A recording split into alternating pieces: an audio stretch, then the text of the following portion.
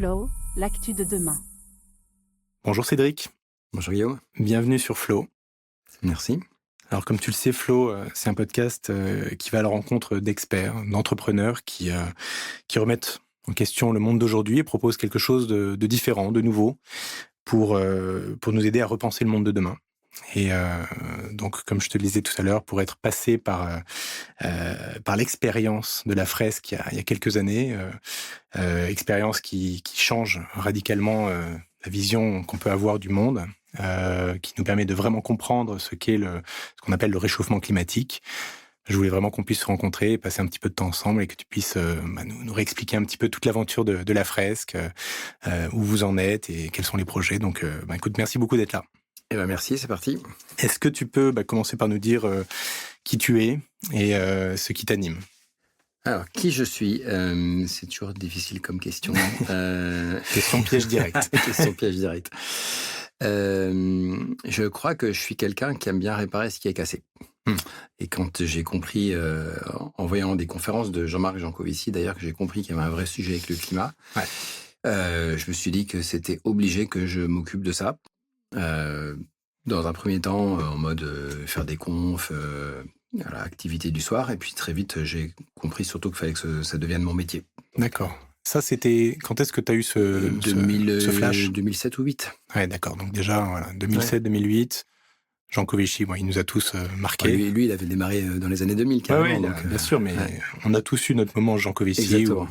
Une première claque, on va dire. Ouais, c'est le cas pour beaucoup de monde, en effet. Ouais. Donc 2007-2008, le déclic, et tu te dis, OK, il faut que je me mette dans cette dynamique.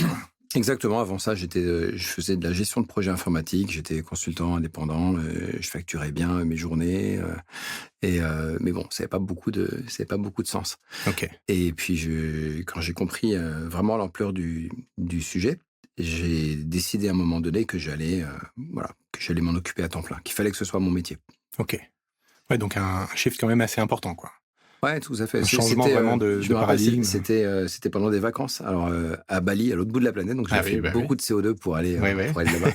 Alors, pas exactement à Bali, mais dans les petites îles qui sont à côté, les îles Gili. Et en fait, ça faisait plusieurs mois que je bouffais du Jancovici, des vidéos, ses bouquins, etc. Et donc, j'étais complètement là-dedans. Le climat, mais aussi le picoil, les tensions sur les ressources énergétiques. Ouais. Et de me retrouver sur une île comme ça, qui est pas du tout indépendante au niveau énergétique et même au niveau de l'eau. Les nappes phréatiques étaient saumâtres, elles étaient infiltrées par l'eau de mer. Et donc, t'as de l'eau salée au robinet. T'as la clim, le système électrique qui tourne en rade plusieurs fois par jour, la clim qui redémarre progressivement. Donc ça m'a... En fait, tout ce que j'étais en train de lire depuis des mois sur le climat, c'est devenu concret dans ma vie de tous les jours. D'accord. C'est ça qui a fait... C'était pas juste une idée, un concept. Il y a des choses, il faut les vivre dans sa chair, quoi. Alors, c'est pas, franchement, les conséquences de pas avoir d'électricité quand t'es dans les îles Gili, à côté de Bali, c'est pas très grave, tu vois. Tu t'en sors, y a pas de souci. C'est dans un hôtel très sympa. Mais quand même, ça vient faire prendre conscience que on est sur une île, c'est un monde fini, on n'est pas du tout indépendant, autonome, et donc tu prends conscience que sans énergie on n'est rien, on fait rien, sans eau potable c'est encore pire, donc à la fin de cette semaine de vacances, c'était clair dans ma tête que ce serait un jour mon métier. Que travailler sur le climat, et en me disant en plus, pour un ingénieur, il y a sûrement plein de boulot parce qu'il va falloir optimiser plein de choses. Et c'était pas clair du tout dans ma tête ce que j'allais faire par la suite comme métier là-dedans, mais c'était décidé que ce serait un temps plein. Ok.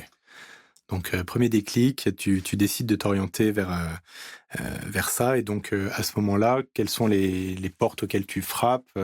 Dans quelle direction tu vas ? Comment tu mets le pied à l'étrier, justement, dans cette nouvelle dynamique ? Ça a mûri dans ma tête pendant encore un certain temps, parce que c'est 1 an plus tard, après ça, que j'ai complètement arrêté de faire du conseil. Enfin, en tout cas, j'ai arrêté de prospecter pour pour chercher des clients et je me suis mis à lire les rapports du GIEC. Je me suis dit que j'allais m'auto-former sur le climat. J'ai fait ma formation bilan carbone, j'ai lu les rapports du GIEC, j'ai lu tout le site de Jean Covici, donc je peux témoigner qu'il y en a pour au moins 2 semaines de lecture. Enfin, en tout cas, la vitesse à laquelle moi je lis. Pas mal, ok. Et ça a été donc une auto-formation sur le sujet. Et puis après, je suis allé postuler chez Carbone 4 puisque j'avais aucun repère. Donc je connaissais Jean Covici, donc je connaissais sa boîte. Donc la boîte de conseil de. Voilà. Je savais pas qu'il y en avait d'autres où j'aurais pu postuler, donc je suis allé chez eux. Alors j'ai pas été recruté chez Carbone 4, mais c'était le moment où ils montaient le Shift Project. Et donc j'étais là au bon endroit au bon moment et on m'a proposé de prendre la direction du Shift Project au tout début. Il y a eu un directeur juste avant moi qui a été là quelques mois pour faire le démarrage. Et donc je suis arrivé, il y avait une chaise, une table et vas-y. C'est parti. T'as vraiment lancé le Shift Project. Et au bout d'un an, on était une dizaine dans l'équipe. On commençait à organiser des groupes de travail. C'était c'est énorme. Une aventure géniale. T'es resté 6 ans, donc un peu plus de 6 ans. Voilà, exactement, au Shift. Okay. Donc là, t'as continué de te former, de découvrir. Mais t'es rentré dans l'action aussi. Beaucoup formé, beaucoup appris sur. Donc j'avais déjà un bon bagage sur le climat. Et là, au sein du Shift, j'ai creusé comment on va faire la transition, comment on va pouvoir décarboner l'économie.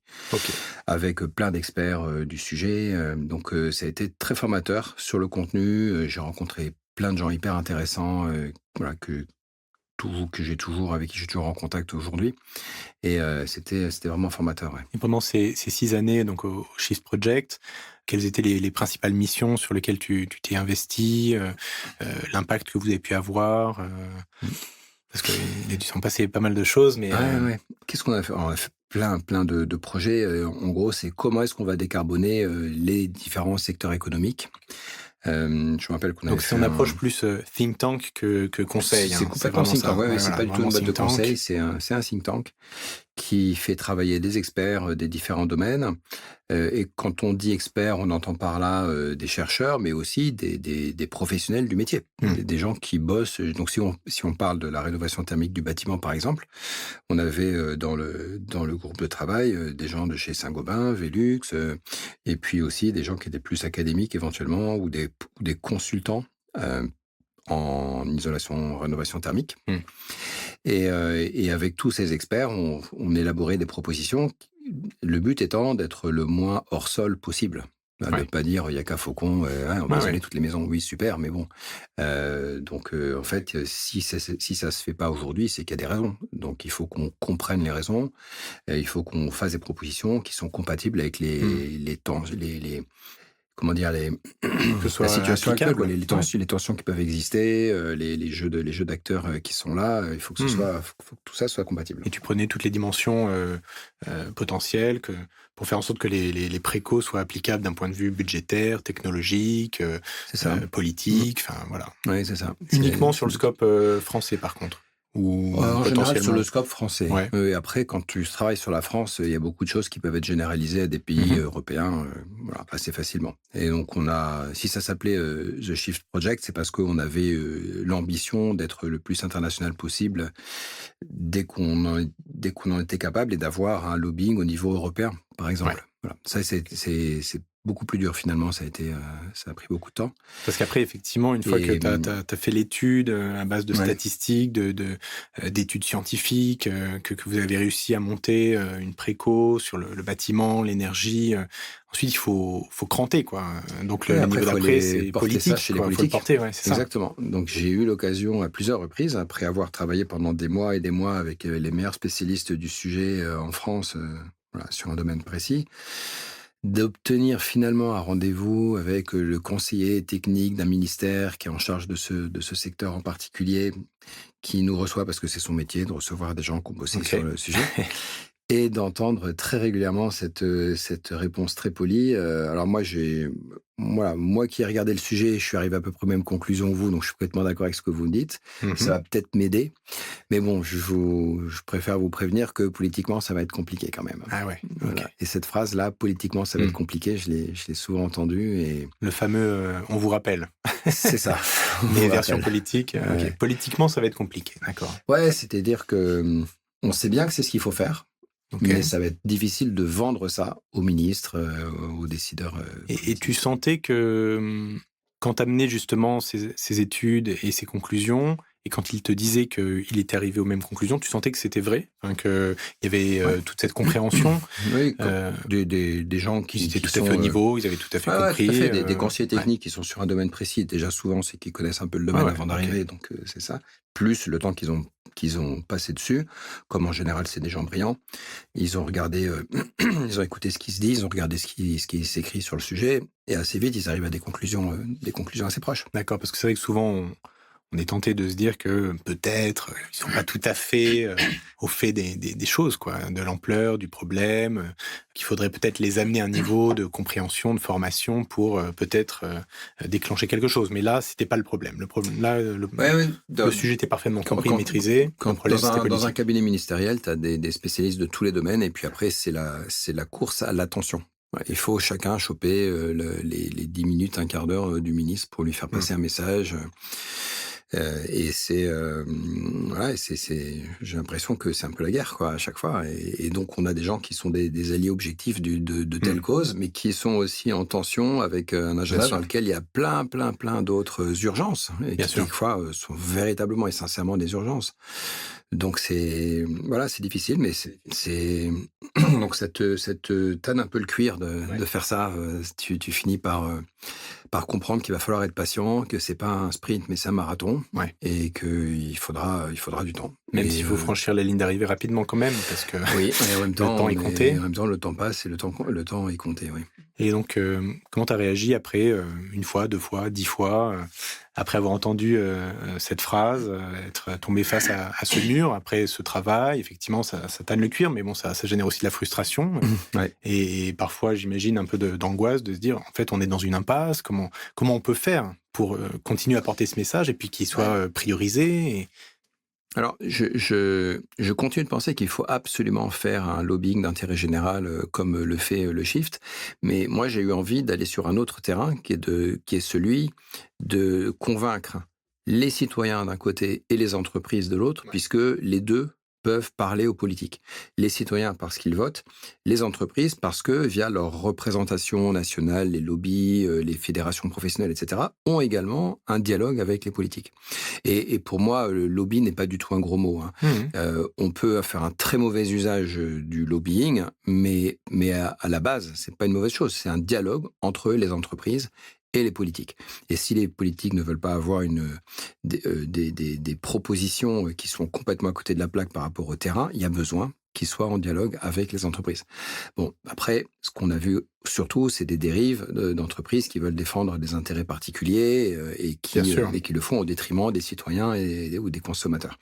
Mais à la base, le lobbying, ce dialogue entre les politiques et des entreprises, ou le politique et des corps intermédiaires comme des think tanks, des représentations de citoyens, c'est une très bonne chose, c'est hyper important. Ouais, donc du coup, toi, tu as frappé à la première porte, la première porte à laquelle tu as frappé, c'était la porte politique. Tu t'es dit, bon, là, c'est un petit peu compliqué, c'est un petit peu fermé, on va essayer peut-être le monde de l'entreprise et peut-être effectivement le Shift Project, c'est à la fois un politique, parce que c'est un think tank qui veut être aussi un lobby des entreprises qui ont un intérêt au changement, mais c'est aussi un think tank, c'est-à-dire un organisme qui parle au grand public, aux entreprises, aux corps intermédiaires, à l'ensemble des syndicats, des administrations publiques, de toutes les couches qui peuvent exister sous le niveau des élus, quel que soit là où ils ont été élus. Donc ça joue sur tous ces plans-là. Mais c'est vrai que j'ai eu envie, avec la fresque du climat, d'aller m'adresser aux citoyens qui vont ensuite voter, aux salariés des entreprises pour qu'il commence à se passer des choses dans ces entreprises et qu'elles aient envie de bouger.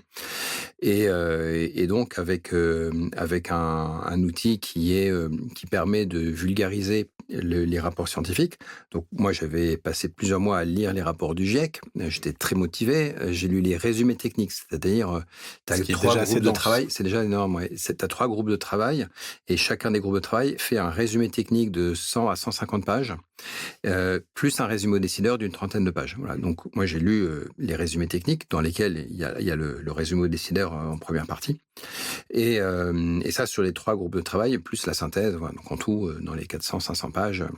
Alors, quand je l'ai lu, c'était en français, mais après, quand les nouveaux rapports sortaient, je me tapais la version anglaise en premier, puisqu'elle sortait en premier. Il fallait Double challenge. Je perde de temps. Et voilà. Et si j'avais le temps plus tard, je relisais la version française pour être sûr d'avoir rien raté. Voilà. Et donc, j'avais lu ces documents qui sont un peu ardus quand même. Faut être sacrément motivé pour lire tout ça, pour tout comprendre. Et je me disais, il faut quelque chose de plus. Il faut faire de la vulgarisation. Alors, j'ai commencé par faire de la vulgarisation avec simplement des PowerPoint pour expliquer tout ça avec des choses un peu dynamiques. En fait, toute ma vie, j'ai eu un lien particulier, je pense, avec la pédagogie. Depuis l'époque où j'étais étudiant et je donnais des cours du soir. Et j'ai quelques succès là-dessus. Il y a quelques baccalauréats dans lesquels je suis pas complètement indifférent à ça. Et puis après, j'ai aussi travaillé dans les ressources humaines sur la gestion des connaissances et des compétences. Enfin, tu vois, il y a un fil rouge avec ça. Il y a le gros précédent, surtout à la fresque du climat, c'est un outil pédagogique que j'ai créé d'abord sur la dégustation du vin, qui s'appelle Carpe Vinum. Exact. Oui, et qui permet à des participants autour de 2 bouteilles de vin de passer 1 heure de dégustation sous une forme très ludique où on va déguster du vin, répondre à des questions qui portent sur la différence entre les 2 bouteilles. Et donc, on va se planter, se corriger, pas être d'accord, argumenter, etc. Et en intelligence collective, en équipe, on finit par trouver les bonnes réponses parce que les questions ont été calibrées pile poil pour que ce soit trop dur pour répondre du tac au tac tout seul, mais suffisamment facile pour qu'à plusieurs, quand même, en se concertant, on trouve la bonne réponse. Donc, tu avais aussi cette fibre intelligence collective que tu as vraiment mis à profit dans la fresque. Oui, tout à fait. Dans ce jeu Carpe Vinum sur la dégustation, c'était basé sur l'intelligence collective. Et si j'en parle, c'est pas innocent, c'est que le jour où j'ai testé le concept de la fresque, c'est-à-dire que un jour, j'en ai eu marre de faire que du PowerPoint, donc j'ai imprimé quelques slides pour les donner aux participants en leur disant, allez-y, essayez de trouver des liens entre ces différents éléments. Quand je les ai vus travailler, j'ai reconnu l'ambiance des dégustations de vin où ça tâtonnait, où ça disait n'importe quoi, mais quand même, c'était n'importe quoi, mais tu comprenais que là, il a quand même compris un petit truc, le mec, et c'est bien ça. Et après, chacun progresse, se met à niveau, on dit, d'accord, c'est ça la direction qu'il faut prendre. Et l'effort que tu fais à convaincre quelqu'un qui n'est pas d'accord avec toi t'oblige à trouver les bons mots, à formaliser, et c'est ultra puissant sur le plan pédagogique. Et donc, le jour où j'ai testé ça, en fait, il n'a pas fallu longtemps pour que je comprenne qu'il y avait la même dynamique d'intelligence collective au service de la pédagogie. Et donc, c'était très vite décidé que j'allais utiliser cet outil systématiquement quand je donnais des cours. Ouais, tu avais trouvé une méthode, quoi. Une technique qui fonctionnait bien pour la dégustation de vin ou pour comprendre le climat, le réchauffement climatique.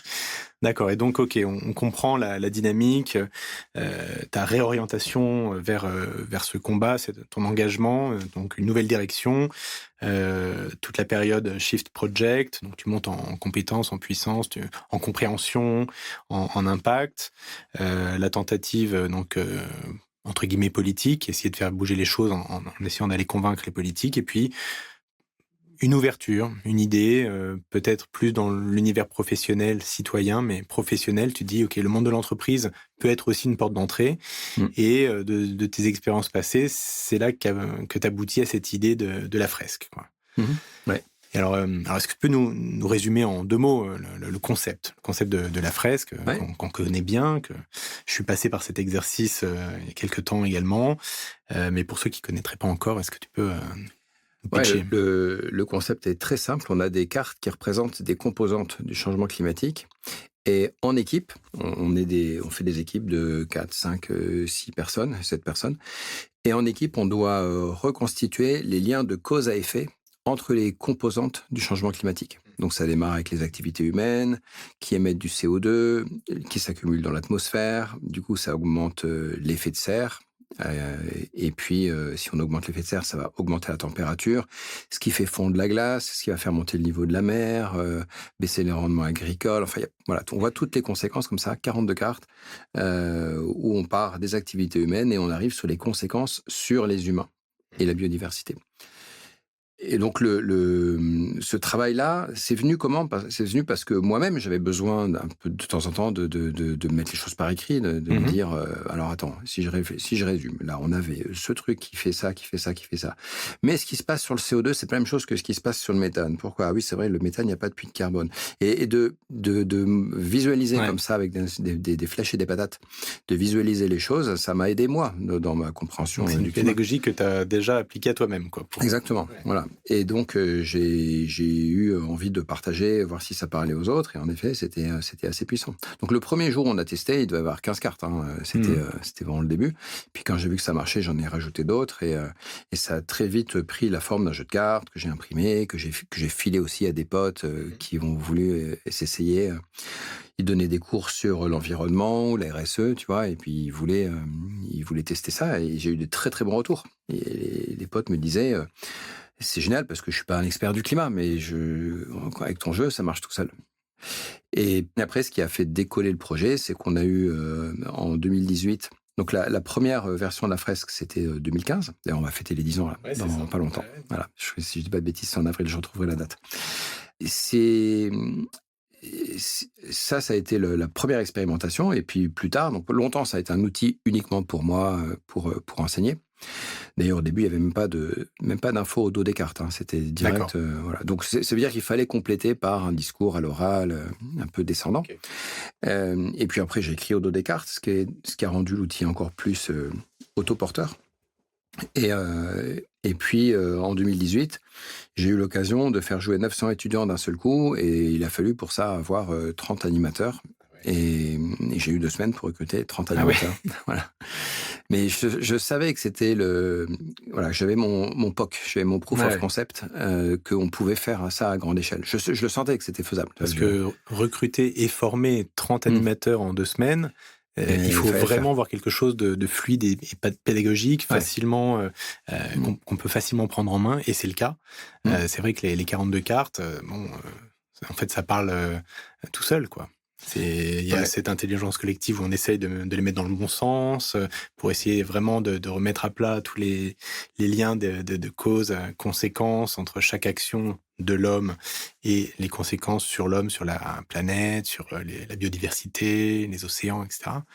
Mais on comprend bien que finalement tu puisses former des personnes à cet outil pour qu'elles puissent être en mesure de faire un atelier de façon autonome très rapidement, quoi. Ouais, c'est ce qui s'est passé. Quand on a décidé qu'on allait faire cet événement dans cette université, j'ai pris mon téléphone, j'ai envoyé des mails à tous mes contacts, les assos que je connaissais, les assos environnementales que je connaissais. J'ai envoyé un mail pour leur dire voilà, j'ai besoin de vous à telle date. Je vous forme gratuitement sur cet outil, mais en contrepartie, vous venez animer ce jour-là. Ça vous fera un entraînement. Et en tout, j'ai réussi à former 50 personnes, dont une trentaine ont pu être présents le jour J. Et ils ont débarqué chacun, tiens-toi bien, devant une salle de 30 personnes. Ça veut dire 5 tables de 6 personnes. Voilà. Ah ouais. Et donc, t'imagines comment ça courait dans tous les sens. 5 tables de 6 pour des animateurs qui animaient pour la première fois. Aujourd'hui, les animateurs, ils prennent une table et en plus, quelquefois, ils sont coachés. Donc, mais à l'époque, c'était vraiment l'épreuve du feu, quoi. Et ça s'est bien passé. Ça a été fou, quoi. On a réussi à faire ça à la fin de la journée. Il y avait 150 fresques sur les murs de l'établissement. Ouais, c'était dingue. Et donc on était super contents de l'événement, les participants, les animateurs, l'administration aussi. Et puis les animateurs, qu'est-ce qu'ils ont fait ? Ils ont continué d'animer. Ils ont fait ça avec leurs potes. Ils ont pris des jeux de cartes en rab. Ils ont pu continuer d'animer. Parmi eux, j'en ai recruté quelques-uns qui se sont mis à former à leur tour d'autres animateurs. Au bout de quelques mois, je leur ai confié la tâche de eux-mêmes recruter les autres futurs formateurs. Et c'est devenu organique comme ça, parce que sur les participants, t'en avais toujours un ou deux qui se disaient, moi aussi, ça m'intéresserait d'animer, donc ils s'inscrivaient aux formations. Et puis après être formés, ils animaient, et ainsi de suite. Donc c'est pour ça que ça a eu une croissance très très forte. Au début du projet, en 2018, 2019, on doublait les chiffres tous les 5 mois à peu près. Donc super vite. Entre une année et l'année suivante, on faisait x5. C'est incroyable. Mais comment à l'époque, donc, parce que l'organisation, à t'écouter, on a l'impression que ça s'est fait un petit peu, vous avez appris un peu en marchant quelque part. T'as eu l'idée, tu l'as fait pour toi, t'as mis un jeu de cartes entre les mains de quelques personnes qui se sont pris un peu de passion, qui ont commencé un peu à prêcher la bonne parole à gauche à droite, et puis ça a pris très vite. Ça s'est fait vraiment comme ça, ou tu as commencé à structurer les choses en disant voilà le plan, on va devoir trouver des formateurs, on va devoir trouver des entreprises auprès desquelles on va aller pitcher la fresque? Non, ça s'est fait vraiment de manière spontanée, organique. C'est chaque participant, chaque animateur se débrouillait pour aller trouver les occasions d'animer avec ses potes, dans une asso, dans une entreprise. Les traductions, pareil. Très vite, il y a des gens qui nous ont dit est-ce que je peux traduire? Est-ce que tu as une traduction dans telle langue? Et je dis non, tiens, voilà le fichier Excel, tu traduis phrase par phrase, et puis on va faire le PowerPoint. Et quand quelqu'un nous rendait le fichier Excel, on avait une petite macro PowerPoint, une petite macro sur Excel pour modifier le PowerPoint qu'avait fait un des fresqueurs, et en très peu de temps, on avait les slides, enfin les cartes, le fichier imprimable dans la langue. Donc on pouvait lui renvoyer, et puis il pouvait imprimer. Et la première langue d'ailleurs dans laquelle on a traduit la fresque, c'était le chinois, parce que je donnais des cours à Centrale Pékin à l'époque. Ah oui. Ouais, et donc j'ai fait pas mal de carbone pour un projet qui aurait pu être assez puissant, qui est un projet de recherche sur la ville de demain. Et puis ensuite j'ai pas continué à travailler dessus, et je crois que le projet a continué, mais j'ai pas suivi la suite. Et donc ça m'a amené à être à Pékin et à Shanghai régulièrement. Et mes étudiants, je leur ai donné un jour comme exercice de traduire la fresque. Voilà. Donc j'ai fait traduire à plusieurs groupes pour avoir un peu de redondance. J'ai demandé à une amie chinoise beaucoup plus bilingue de faire de complètement finaliser la traduction. Et puis c'est quelques semaines plus tard que on a eu une amie américaine qui nous a traduit en anglais. Donc c'est marrant de se dire qu'on a eu le chinois avant l'anglais. Et donc c'est avant tout l'aventure d'une communauté, en fait. Ça s'est fait sur le mode et la dynamique d'une communauté animée par une passion commune, un intérêt commun, et donc avec une motivation personnelle. Chacun avait envie et le faisait naturellement, spontanément pour lui, pour la communauté, de faire avancer le projet, quoi. C'est ça. Parce que, donc c'est vrai que quand on regarde les chiffres aujourd'hui, donc 10 ans après, donc on parle de 2 millions de personnes qui ont été formées, avec aujourd'hui 90 000 animateurs. 90 000, et 45 langues, 167 pays dans lesquels il y a eu au moins une formation, mais 90 000 animateurs, voilà, on comprend bien que ça ait pris une ampleur phénoménale, aussi parce que que l'ADN de base, c'était la communauté, plus que on va créer une entreprise, on va structurer un plan d'action, on va recruter. Enfin, ça aurait pas pu fonctionner de la même façon, prendre cette dynamique ça aurait pas marché pareil. Ouais. Si ça était resté cantonné dans une entreprise, il n'y avait pas cette même dynamique. Tu peux pas grossir aussi vite quand tu es une boîte, quoi. Il fallait de toute façon s'appuyer sur une communauté. Donc, au début, d'ailleurs, le projet, il était hébergé par ma boîte. J'avais mon entreprise, c'est elle qui imprimait les cartes, qui facturait les formations. Ça a démarré comme ça. Et je me disais, pourquoi pas continuer? C'est pas interdit de gérer un projet d'intérêt général au sein d'une structure commerciale. Mais en fait, assez vite, j'ai imaginé les limites. Ça devrait d'ailleurs être plus souvent le cas. Oui, ça devrait être plus souvent le cas. Et puis en plus, tu as des statuts qui existent pour ça. Tu peux créer des scopes, des SKIC qui font pas de redistribution, par exemple. Et comme ça, tu rassures tout le monde sur le fait que, certes, il y a de l'argent, il y a une boîte, il y a de l'impôt sur les sociétés, il y a de la TVA, il y a des salaires, il y a des gens qui sont payés, on est payé pour son boulot. Voilà. Mais il n'y a pas d'enrichissement personnel. Et le coût de l'enrichissement personnel, je pense que ça aurait pu être assez vite une limite. Si les gens s'étaient dit, ah bah en fait, tout ce qu'on fait, à la fin, il y a un Gus qui se met tout ça dans la poche. Tu vois, tu te dis, bah non, quoi, c'est pas, il y a un truc qui est pas cool. Donc, c'est ça qui a amené à l'idée de créer à un moment donné une association pour que le projet devienne aussi le bébé de toute cette communauté qui l'a porté et qui l'a fait grandir. Et donc, on a créé l'asso fin 2018, donc 9 mois après l'événement à Léonard de Vinci, en l'occurrence, là, avec les étudiants. Et puis, cette asso, elle a été elle était chargée de développer l'outil, de concevoir, par exemple, le matériel pédagogique pour les animateurs, les supports de formation, créer également un outil informatique pour gérer le parcours du fresqueur. Ça aussi, je te disais au début, il y a eu des formateurs qui ont été nommés par moi au début, puis ensuite cooptés par les autres. Et à un moment donné, on a créé un parcours un peu plus structuré que ça, avec comme les ceintures de judo. Donc les ceintures blanches, c'est ceux qui viennent d'être formés. Ouais. Les ceintures jaunes, ils sont autonomes. Les ceintures oranges, ils sont expérimentés. Ils peuvent d'ailleurs coacher les débutants. Ouais. Et puis les ceintures vertes sont ceux qui sont capables de former les animateurs. Donc là, c'est un stade beaucoup plus avancé. Et pour devenir ceinture verte, il y a un vrai rite de passage. Il y a des vraies épreuves à passer, quoi, se faire valider par les autres, etc. Et puis, on a rajouté une couche de ceinture bleue qui valide les ceintures vertes, qui sont juste des ceintures vertes un peu plus expérimentées. Voilà. Et ce parcours du fresqueur, une fois qu'il est mis en place, une fois que tu as défini les règles, bah ça y est, t'as la chimie pour que ça marche. T'as l'ADN, en fait.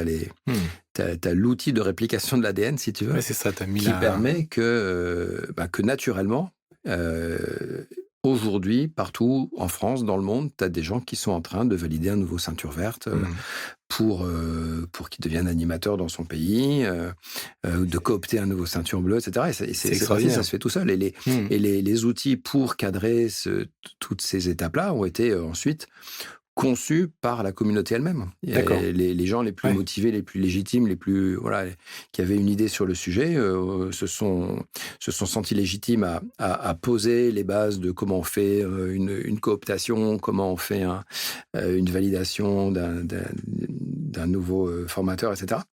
Et ils ont fait ça super bien, mieux que je ne l'aurais fait moi-même. Mais comment tu fais parce que, à un moment donné, là, on parle de 90 000 animateurs. Bon, il n'y en avait pas 90 000 dès le début, mais donc bien sûr, ça a grandi, mais ça a grandi très vite. Comment tu fais pour éviter que ça parte dans tous les sens Mais ça part dans tous les sens. Mais c'est ça qui est génial, ouais, effectivement. Mais comment ça marche, quoi? Comment tu as fait pour que ça reste cohérent? Qui est-ce qui pouvait prendre des initiatives? Donc tout le monde, mais... En fait, est-ce que c'est parce que dès le début, il y avait une mission et un ADN commun tellement clair qu'en réalité, tout le monde s'entend et ça va forcément dans la bonne direction Il y a de ça. Alors, il y a quand même des choses il y a un minimum de cadrage. Par exemple, sur l'outil, on ne peut pas le modifier. J'aurais pu, tu sais, dans la licence Creative Commons, qui est celle que j'ai choisie pour l'outil, tu peux choisir les paramètres. Et donc, tu peux choisir, par exemple, qu'on a le droit de modifier l'œuvre. Voilà. Et si on modifie l'œuvre modifiée hérite de la licence Creative Commons. Ce qui fait que si tu prends des bouts de Wikipédia pour écrire un bouquin, en théorie, ton bouquin est également Creative Commons. Donc, il y a des gens comme ça qui se sont fait, coincer.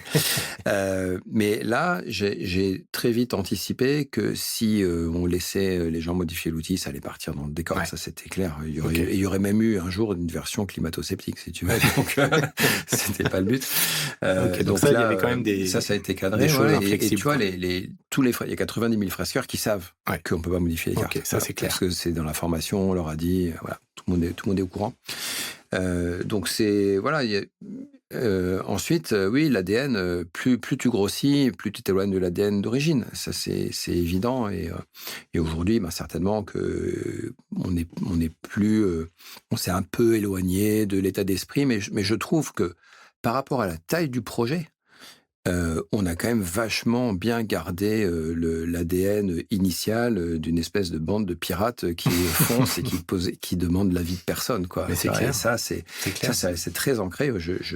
J'assiste encore à des discussions avec les fresqueurs. On a appelé ça la duocratie. On s'est inspiré du mode d'organisation du parti pirate suédois. Ah ouais. C'est quelque chose qui est formalisé dans un bouquin qui s'appelle Swarmwise. Et on s'est inspiré de ça. La duocratie. Voilà, c'est l'idée que ceux qui décident font et ceux qui font, ils décident. Donc, si tu as envie de faire un truc, bah, vas-y. Au lieu de dire Yaka Faucon et puis de dire aux autres de le faire, bah, si tu as une bonne idée, tu le fais. Et une fois que c'est toi qui fais, bah, t'attends pas que les autres te disent « Ouais, j'aurais fait comme ci, j'aurais fait comme ça ». Une fois que c'est toi qui sais, tu peux écouter les avis des autres. Mais de toute façon, vu que c'est toi qui fais, c'est toi qui tranches, donc t'avances. Et cet esprit de duocratie, très pragmatique, etc., il a fait en sorte qu'aujourd'hui, dans plein de régions de France, dans plein de pays du monde, ben, tu as des communautés qui se créent, de gens qui se mettent à faire des fresques et qui ont compris cette histoire de duocratie et puis qui prennent des initiatives et qui... Ici, à un endroit, ils vont contacter une école, à un autre endroit, ils vont contacter le gouvernement du pays, et ils y arrivent. Ça va être des choses assez extraordinaires, quoi. Parce qu'ils sentent qu'ils sont légitimes à le faire. Et toi, tu arrives à garder la vue sur tout ce qui se passe ou non? Mais c'est pas grave. Tu laisses de temps en temps, j'apprends qu'il y a eu une fresque qui a été faite avec tel gouvernement dans un pays, et c'est génial. Voilà. C'est assez fascinant. Ouais. Surtout qu'en plus, tu parles d'une bande de pirates, mais c'est une bande de pirates qui s'est frottée au monde de l'entreprise. Oui. On aurait pu aussi s'attendre à une certaine uniformisation, à un projet qui se lisse un petit peu dans le temps parce que il faut rentrer dans les codes un peu de l'entreprise, mais en fait, pas du tout.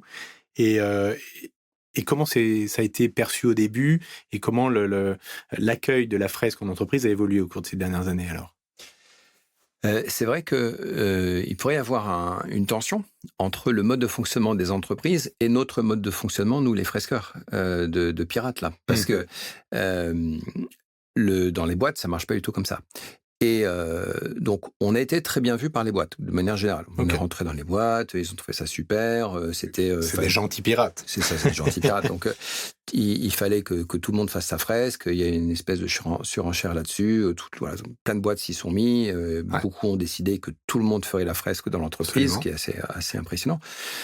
Et après, ce qui se passe, c'est qu'une fois que tu fais la fresque dans ton entreprise, il y a un phénomène qui est que la fresque, elle pète les cloisons. Les cloisons dans la boîte, les cloisons entre la boîte et l'extérieur. Et on a vu des fresqueurs dans les entreprises qui ont profité d'opportunités de faire du mécénat de compétences pour aller faire des fresques à l'extérieur de l'entreprise. On a vu des gens décider que là, on atteint un peu les limites du système. Il faut absolument qu'on fasse la fresque avec nos fournisseurs. Et ils sont allés voir les fournisseurs et leur ont dit « Bon, les gars, en fait, on va faire des fresques avec vous parce qu'il y a des trucs, vous n'avez pas tout compris. » Idem avec des clients et idem avec le conseil d'administration. Voilà. Et donc, c'est ce truc assez puissant qui n'est pas dû juste à l'outil, mais aussi à cet état d'esprit de duocratie qu'on a mis en place, qui est qu'on va péter les cloisons et on va aller faire ça à tout le monde parce que pourquoi, en fait? C'est parce qu'on est en train de parler du climat, on est en train de parler de la planète et on est en train de parler de l'humanité. Donc, on est juste des humains. En fait, peu importe que je sois salarié d'une boîte, élu d'une région.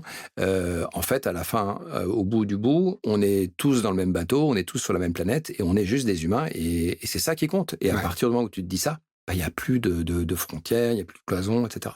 C'est une expérience qui transforme. Alors, on a tous des affinités plus ou moins fortes, une compréhension, une connaissance plus ou moins profonde de ce qu'est le réchauffement climatique, de son origine, des conséquences à court, moyen, long terme. Et donc, effectivement, l'atelier qui dure 3 heures va pas être perçu, accueilli de la même façon, selon les affinités ou la compréhension qu'on a déjà du problème ou pas. Mais à la fin de l'atelier, tout le monde est quand même transformé. Et même des personnes qui sont déjà assez avancées dans leur compréhension ressortent quand même avec une bonne claque dans la tête, ça c'est sûr. Il y a un moment lourd pendant ces 3 heures où ça y est, on ressort du constat et on a du mal à respirer. Hein. C'est vraiment, il y a un moment dur que vous arrivez très bien à gérer parce que derrière, les animateurs nous font vite rebondir vers, OK, mais il y a aussi des actions individuelles, collectives, voilà, différentes ampleurs. Et en fait, donc quand je dis ça transforme, ça me fait penser à ce que tu disais en début d'entretien. C'est quelque part, tu arrives à faire revivre aux personnes qui vivent l'expérience de la fresque, ce que toi, tu as vécu il y a une quinzaine d'années, quand tu as eu ce déclic. C'est ça, oui. Ouais. C'est le but. Et à partir du moment où on a vécu cette expérience et qu'on est transformé, en partie ou totalement, hein, il peut y avoir là aussi différents degrés, ça y est, on a eu le virus et on a envie effectivement d'aller plus loin et de devenir peut-être formateur ou, comme tu le disais, pour une entreprise de changer son business model ou de changer sa politique avec ses fournisseurs, etc. Donc il y a cet élan qui continue et qui prend de l'ampleur, quoi. Exactement. Et après, il faut donc s'attaquer à la suite, c'est-à-dire la transformation des boîtes, de l'économie. Voilà. Et donc, on essaye d'aller le plus loin possible avec la fresque, mais en même temps, on reste dans un rôle d'animateur. Hein. Donc, on est facilitateur, on n'est pas là pour donner les solutions en direct. Il faut amener les gens à avoir eux-mêmes des idées, quelquefois un peu bêtes, hein, parce que voilà, c'est assez fréquent qu'on nous reparle du tri des déchets comme si ça allait avoir un impact sur le climat. Tu vois, c'est un peu les idées reçues. Oui, il y en a. On part de là où on part, hein, et c'est des idées reçues qu'on a sur ce qui passe vraiment. Et les animateurs essayent d'être le plus calés possible sur les sujets pour pouvoir éventuellement redonner des ordres de grandeur. Mais les idées vont venir des participants. Et une fois qu'on a fait la fresque du climat, qu'on a eu nos 3 heures ou 3 heures et demie, 4 heures en entreprise pour comprendre le constat, la suite, c'est des réflexions beaucoup plus longues et profondes sur ce qu'on pourrait faire. Alors ça nous ramène peut-être plus du côté de l'activité que j'ai au sein de mon cabinet de conseil qui s'appelle Blue Choice, où on va accompagner les boîtes. Alors, on les accompagne évidemment sur cette partie de sensibilisation, de prise de conscience sur le constat, mais on les accompagne aussi sur la suite. Et la suite, ça peut être un travail sur les feuilles de route de décarbonation. Et là-dessus, on a lancé une initiative qui s'appelle les ateliers Planète, qui ont été conçus sur sur la base du PTEF, le plan de transformation de l'économie française, qui a été conçu par le Shift Project. Donc, on revient à quelque chose que je connais bien. Une grande répercussion pendant le Covid aussi. Exactement. C'est pendant le Covid, je crois qu'ils ont fait un crowdfunding pour financer justement ce plan de transformation de l'économie française. Qui est très beau crowdfunding, qui a bien marché, qui a permis de recruter du monde, d'avoir des auteurs, des contributeurs, etc., pour arriver au bout d'un an ou deux sur ce scénario en fait de décarbonation de la France, qui a eu un grand succès. Et un peu comme pour les rapports du GIEC, si tu veux, c'est un travail hyper sérieux, mais pas non plus très agréable à lire. C'est pas toujours, c'est assez dense. Par contre, moi, il y a un chiffre effectivement qui est ressorti de ce travail qui m'a marqué comme tout le monde, je pense, et c'était sûrement la période qui a fait que tout le monde a retenu probablement ce chiffre, mais que si on voulait respecter une ligne d'augmentation de température qui nous permettrait d'être en phase avec les accords de Paris, il faudrait qu'on baisse. Donc là, on était en 2020, donc c'est sûrement pire maintenant puisqu'on n'a pas complètement respecté la trajectoire, mais qu'on baisse de 5% par an notre émission de carbone et 5% de plus par an. Et 5%, c'était l'équivalent de l'année 2020, quand tout le monde avait été confiné. Donc, il faudrait, entre guillemets, l'équivalent d'un confinement par an. C'était peut-être moins 7%, moins 7 au niveau mondial, en tout cas, moins 7%. Mais donc, je trouve que c'était éclairant. C'est le même ordre de grandeur. Voilà, c'était éclairant. C'est-à-dire on a tous été confinés pendant 6 mois. On a baissé de 5-7% les émissions de CO2. Super. Il faudrait faire le même exercice en plus tous les ans. Alors qu'à l'époque, on a rebondi l'année d'après. C'est-à-dire qu'on a baissé, mais on est remonté juste après. Donc, il aurait fallu qu'on ait cette baisse-là. Et ensuite encore. Et que ça continue. Et que ça continue, 5% et qu'on ait une autre merde qui nous arrive sur la gueule pour rebaisser de 5% et que ça aussi, ça continue. C'est une façon d'y arriver. L'autre façon, c'est de décider et de gérer. Voilà. C'est ça évidemment qu'il va falloir faire parce que le Covid, c'est pas gérer. Non, mais voilà, parce que là, c'est subi. À ce moment-là, il y a une sorte d'impasse qui se crée intellectuellement. On se dit, mais comment on va faire? Là, je trouve que c'était assez marquant. Mais effectivement, tu as raison. Donc, c'est dans cette période-là, en effet, qu'ils ont lancé ce travail. Alors, c'était magique, le Covid, parce que du jour au lendemain, ton agenda, il se libère.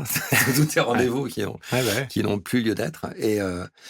Et alors, nous, du côté de la fresque, petite parenthèse, ça a été assez magique aussi parce qu'on avait des milliers de fresqueurs disponibles qui savaient pas quoi faire de leur journée et qui ont été très faciles à mobiliser sur le projet de la fresque. Donc, on a trouvé une version en ligne hyper rapidement. Alors, j'avais toujours refusé qu'on fasse une version en ligne parce qu'il manquait quelque chose par rapport à l'expérience normale, mais là, on a pu le faire. Et on a lancé plein de projets pour quand même faire des choses, et notamment des animations en ligne, des formations en ligne, et il y a eu un pic en fait de réalisation de fresques et de formations à cette époque-là.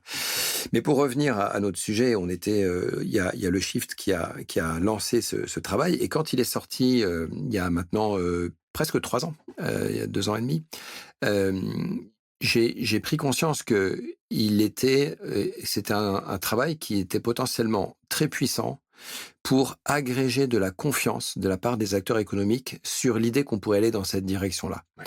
Je suis parti du principe que ce PTEF, c'était en fait, je suis pas parti du principe que c'était forcément le meilleur scénario dans l'absolu, parce que tu as 10 milliards de façons de faire des scénarios. Mais que c'était quelque chose de suffisamment robuste pour qu'on puisse faire confiance et y aller les yeux fermés.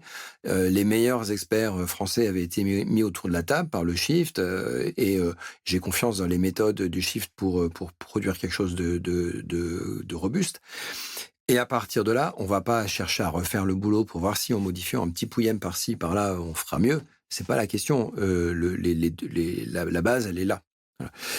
Et donc, il faut foncer et il faut faire adopter cette proposition de scénario à un maximum d'acteurs, y compris des décideurs économiques. Ouais.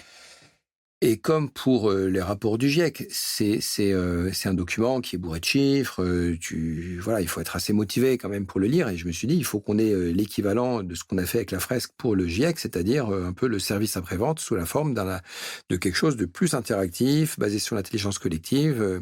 Une demi-journée, parce que c'est ce qu'on peut obtenir de la part de décideurs, même s'ils sont très pris. Et on a réuni une dizaine de cabinets de conseil en leur disant, les gars, voilà, il y a 15 chapitres dans le PTEF, le but c'est de créer un atelier par chapitre et d'en faire quelque chose. Alors, on va pas appeler ça une fresque parce que c'est pas le même objectif, mais c'est un atelier qui permet aux participants de comprendre ce que dit le PTEF dans leur secteur d'activité. Voilà, juste ça. Et déjà, c'est pas mal. Parce que nous, chez Blue Choice, on a conçu celui sur le fret. Donc le fret, les gens, ils arrivent et ils disent, demain, il y aura des camions électriques. Et c'est ça. Et alors en fait, oui, peut-être un jour, mais dans un premier temps, regarde les différentes façons de décarboner ton activité de fret. Commence par mieux remplir tes camions, en fait. Ouais. Parce que ça coûte rien. Enfin, ça coûte rien. Si, ça coûte quelque chose, mais c'est de l'organisation. Il faut peut-être ralentir le rythme de livraison, mais en tout cas, pas attendre la solution miracle. Voilà, on n'attend pas déjà la solution technologique miracle. Tout de suite. Ouais. Et donc, souvent, on arrive avec une idée reçue sur où est-ce que ça va avoir lieu, cette transition. Et on repart en ayant compris que, alors, OK, il faut mieux que je remplisse mes camions, mais il y a aussi l'hypothèse que si on fait vraiment la transition, on va aussi acheter moins de choses. Donc, il y a moins de fret, un peu moins. Ouais. Voilà. Et donc, ça aussi, il faut l'anticiper. Et donc, il y a 15 chapitres et on a réuni une dizaine de cabinets et on s'est réparti un peu le travail. Et tous, ils ont ensuite redonné la propriété intellectuelle à une SKIC, qui est une coopérative qui garantit qu'il y a personne qui s'enrichira là-dessus et qui va jouer un peu le même rôle que fait l'association de la fresque, c'est-à-dire on va gérer la montée en puissance de cet outil. Donc, les cabinets, ils ont conçu un atelier, ils ont mis vachement de temps et d'énergie là-dessus. Ils vont pouvoir le vendre à leurs clients, mais ils vont aussi être obligés de former leurs propres concurrents. D'une certaine façon, c'est-à-dire que dès qu'ils sont prêts dès qu'il y a de la demande, ils vont former d'autres animateurs pour que ces animateurs puissent eux-mêmes faire cet atelier, donc qu'on a finalement nommé des ateliers planètes, faire ces ateliers auprès de leurs propres clients à eux. Pour aligner l'écosystème, quoi. Et pour avoir un maximum de patrons qui disent, oui, OK, je pense qu'il faudrait aller dans cette direction. Donc, l'intérêt, c'est que tu fais l'atelier, mais dans la foulée, tu vends aussi un accompagnement pour rédiger la feuille de route. Oui, c'est difficile. Et aussi, tu sors de l'atelier en te disant « Ah, c'était vachement bien, mais ce serait bien qu'on le fasse avec la fédération professionnelle de notre secteur. » Et tu trouves très vite d'autres occasions de faire le même atelier à d'autres endroits. Idem, y en a qui disent qu'ils ont besoin de faire l'atelier avec leurs clients, leurs fournisseurs, d'autres parties prenantes, éventuellement les décideurs politiques au niveau des régions, de l'État. Et donc, c'est comme ça on s'attend à ce qu'il y ait une croissance organique aussi de ces ateliers. Et le but, alors c'est du B2B, hein, c'est beaucoup moins B2C c'est beaucoup moins grand public que ce qu'on a fait avec la fresque du climat, mais on vise des décideurs politiques, des décideurs économiques. Et en tout, on peut aussi viser de l'ordre d'1 million de personnes, parce que entre les patrons, leurs comex, etc., et jusqu'à des petits patrons de boîtes, patrons de petites boîtes, on va, et ça on percute. Peut toucher les patrons, les CEO, les comex, ça ils percutent et ils se mettent dans l'action, ils changent. Ils comprennent où sont les enjeux. C'est ça qui est assez fort. Mais est-ce qu'au-delà de la compréhension, tu sens là depuis 5-10 ans qu'il y a vraiment une transition qui est en train de se mettre en place? Ouais, mais avec une limite quand même, qui est qu'à un moment donné, si ça coûte de l'argent, ils vont pas le faire. Et c'est là qu'on arrive sur le sujet suivant. Donc, rédiger une feuille de route, c'est bien. Et agréger de la confiance, comme je disais, de plusieurs acteurs économiques pour aller dans une direction, ça ne peut que aider. Parce que s'ils voient que leurs confrères vont dans la même direction, ça va leur donner confiance. Ouais. Et la suite, c'est qu'à un moment donné, si on veut vraiment aller au bout des choses, il va falloir changer les règles du jeu économique. Et ça, c'est de la politique. Et moi, alors, tu vois, on y revient toujours d'une façon ou d'une autre. Ça fait 15 ans que je travaille sur les questions de climat, et donc ça fait à peu près 15 ans que j'ai compris que le climat, c'est un commun, et que pour gérer un commun, il faut du politique. Et puis, tu sais, il y a cette notion là, de triangle de l'inaction, qui a été inventé d'ailleurs par un fresqueur qui s'appelle Pierre Pertout. Et, c'est vrai. Et qui a dit, en fait, voilà, il y a les entreprises, les citoyens, les politiques, et tout le monde se renvoie la balle. C'est pas moi, c'est pas ma faute. Moi, je voudrais bien. Tu comprends, moi, je voudrais bien, mais je peux pas, en fait, parce que tu vois, c'est... Tant que t'as pas les hommes politiques et les entreprises qui se mettent d'accord, ça sert à rien que je fasse quoi que ce soit. Et dans ce triangle de l'inaction, on a vu des citoyens qui se sont dit, bah oui, moi, en effet, je vais changer mon régime alimentaire, je vais moins prendre l'avion, etc. On a vu des entreprises qui ont dit, ben ouais, moi, je vais faire ma feuille de route de décarbonation, je vais faire valider mes engagements par SBTi, et puis les politiques qui ont regardé tout ça et qui ont dit, c'est bien, voilà, les choses se font tout seuls. Bon, mais la réalité, c'est qu'en vrai, si on change pas profondément les règles du jeu, ça va pas bouger. Les particuliers, il y en a quelques-uns qui vont faire un effort, mais les autres, ils vont pas vouloir. Donc, tant que le prix des objets n'a pas évolué, on continue d'acheter des merdes qui sont pas chères et qui sont carbonées. Faut vraiment changer le logiciel, quoi. Exactement. Donc ça, c'est du politique, et il va falloir à un moment donné faire bouger les choses sur le plan politique. C'est là que ça va se jouer. Okay. Et ce serait un mensonge de nous faire croire que ça, c'est pas vrai. Ce serait un mensonge d'essayer de nous faire croire que, bah non, mais les politiques, en fait, ils bougeront jamais. Donc, il faut que nous, les citoyens et les entreprises, on fasse le travail. Non, en fait, ça n'arrivera pas. Ça peut pas. Ce triangle de l'inaction, il est là pour illustrer qu'il y a besoin des trois. Voilà. Oui, il faut des citoyens qui sont conscients et qui votent dans le bon sens, et qui aussi, changent leur consommation par conviction. Mais ça ne sera pas suffisant. Il faut des entreprises qui anticipent les choses, qui s'adaptent, qui décarbonent, etc. Mais ça ne suffira pas non plus, parce qu'à un moment donné, la décarbonation, elle n'est pas rentable financièrement. Tout n'est pas rentable financièrement. Et il faudra aussi des politiques qui écoutent les citoyens et les entreprises, et qui aient le courage de changer fortement les règles du jeu, alors même qu'il y aura des perdants et des gagnants. Et il y aura notamment des perdants. Et les politiques n'aiment pas qu'il y ait des perdants. Ils aimeraient qu'il n'y ait que des gagnants.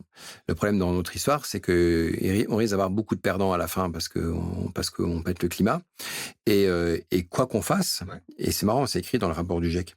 Dans le rapport du GIEC, dans le groupe 3, il est marqué, pour sauver le climat, il va falloir changer les choses profondément, et il y aura des perdants et des gagnants.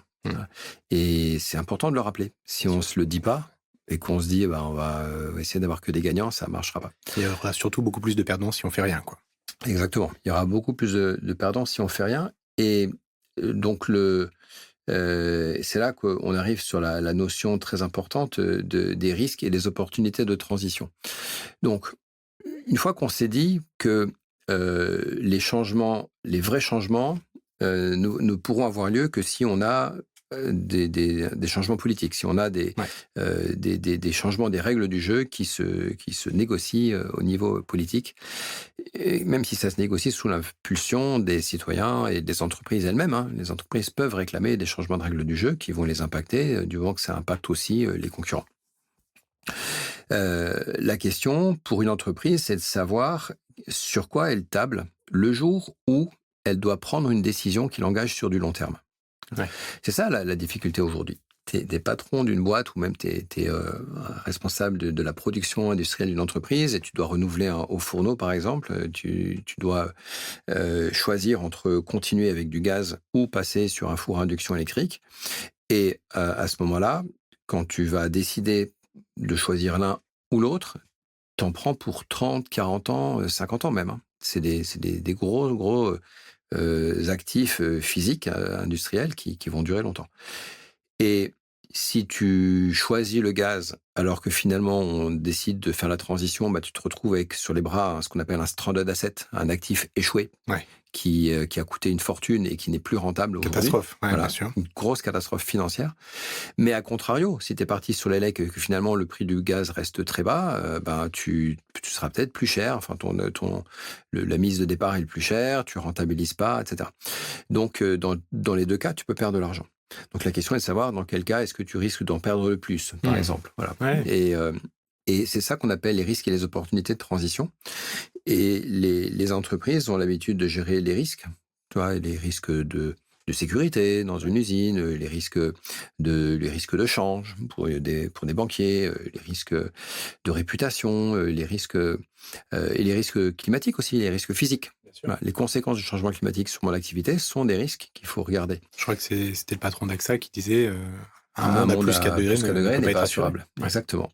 Voilà. C'est quand même compliqué, là. Parce que c'est compliqué parce qu'on se rapproche. Et le coût de l'inaction, c'est ça qu'il faut prouver, c'est que le coût de l'inaction peut être supérieur.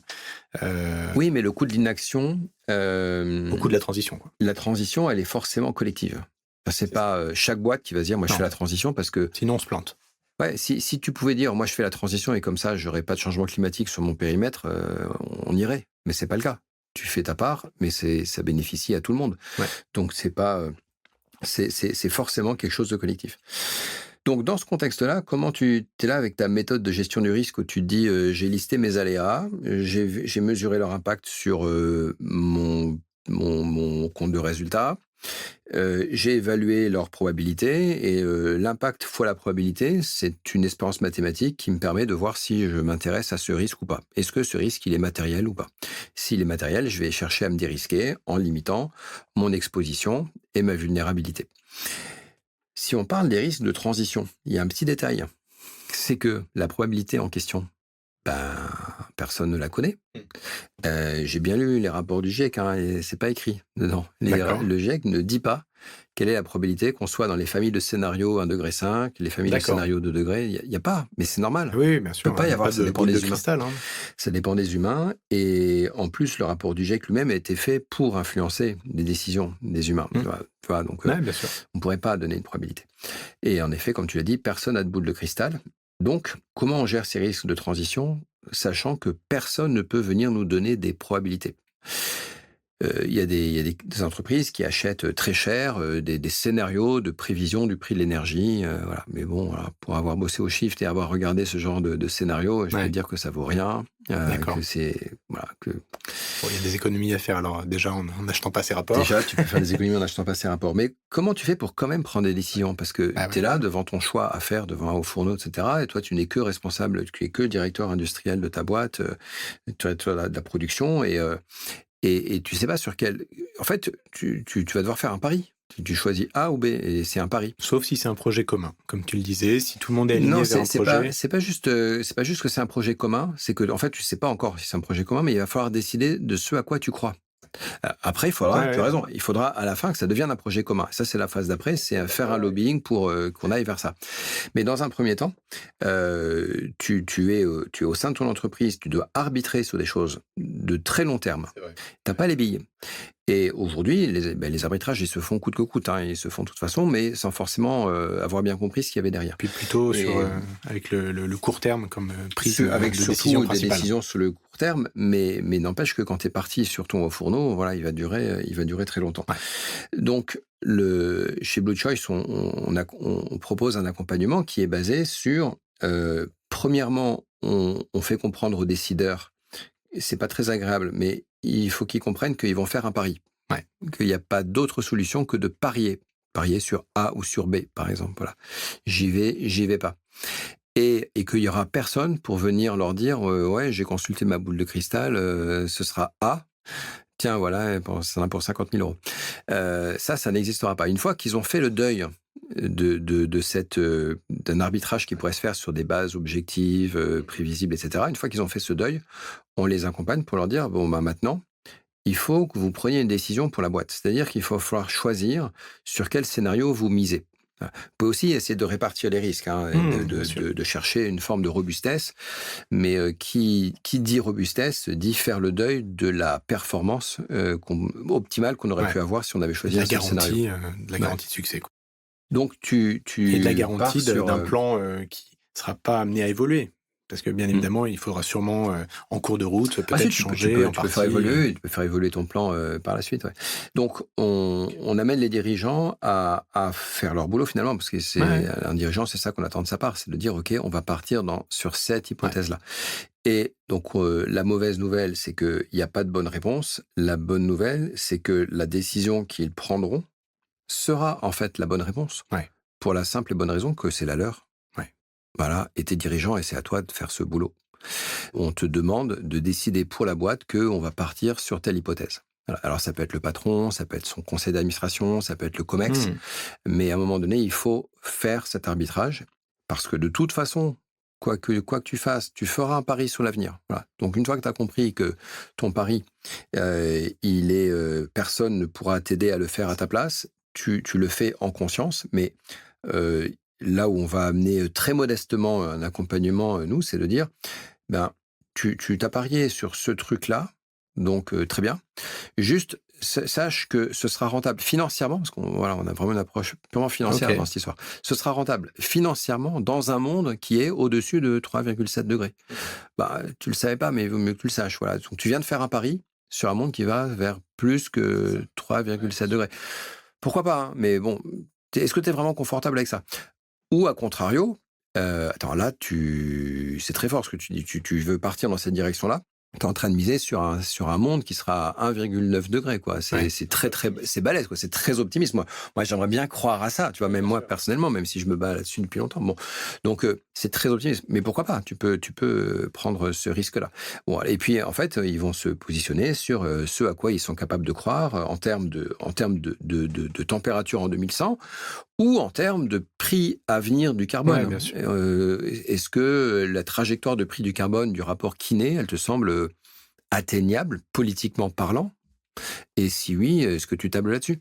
Et après, tu donnes donc tu commences à mettre des tout petits débuts de probabilité sur l'avenir, sur les différents scénarios. Et une fois qu'on a fait ça, une fois qu'on a mis des débuts de probabilité, même si on a mis plusieurs scénarios et qu'on a affecté des probabilités différentes à chaque scénario, on peut commencer à bosser et à décliner ça sous la forme de solutions pour véritablement arbitrer des décisions d'investissement.